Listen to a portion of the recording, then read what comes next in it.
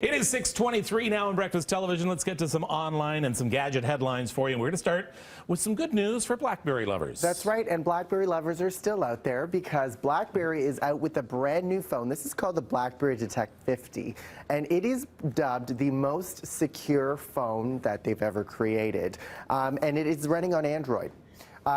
People who have used BlackBerry in the past have been running, BlackBerry software, and BlackBerry's very much been the brand that has run their own software. They build their own software to run with their hardware, very much like Apple does with their own phone. But they've really gone out and they've explored the Android software when they came out with the BlackBerry Priv earlier last year, and this is their second iteration of that. And along with being the most secure smartphone, this is also going to be a super inexpensive smartphone as well. So really?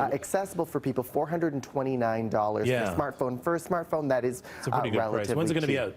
Out August 8th, and it comes with a 5.3-inch, I believe, screen and a 13-megapixel camera. So it comes with all of the bells and whistles of a smartphone. It's not your dad's BlackBerry. It is not your dad's BlackBerry, and because it is running Android, you'll be able to load all of the apps that you want on it, and you'll be able to access all of the apps that you would, just like with Android. So hopefully this will help give them a little more life, because I know they're trying to work on, they've been trying to work on software, and they're really building this as a fleet phone. So if companies are trying to purchase hundreds of these phones, it's cheaper for companies. All right, what else you got?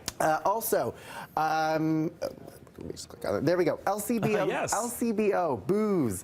LCBO is trying to modernize what they're doing by coming out with online purchasing. If you spend over $50 on LCBO, you can actually now have, because often, there are those rare wines that aren't available in every single LCBO store.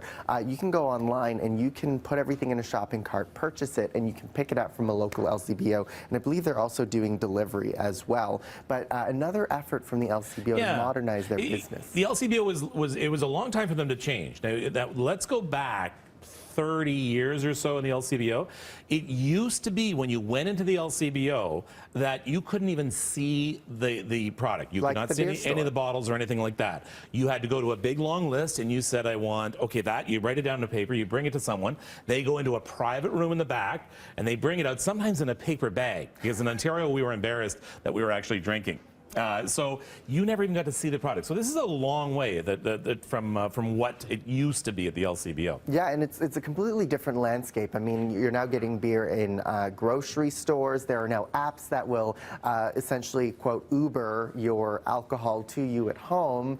So when it comes to delivery, though, I'm not 100% sure how they will enforce the legal drinking age and making sure that people are but I mean, you've always been able hands. to get booze delivered by taxi anyways for years and years and years. Yeah, so and it's big in the States, right? So again, another attempt to modernize. All right, big problems with Instagram. We were quick off the mark yesterday to tell people about this yesterday morning, and things are a little better this morning, though. Things are a little bit better, and you found a website, Kevin, called CanadianOutages.com, and it's a map that shows various social networks. You can see, is my Twitter down, is my Facebook down, Instagram. You can see this is the Eastern Seaboard here, and Toronto's here, so you can see there was a concentration of people with outages in that area. I don't know if we can get a better shot of that through here. So you can see it through the map. There's the big yellow circle around Toronto, and then around New York and through that area as well. So those issues have now since subsided. It was red yesterday, but just they released an update so you can reinstall the app, or you can update it and it should fix the issue. Check and see if it works. If it doesn't, reinstall.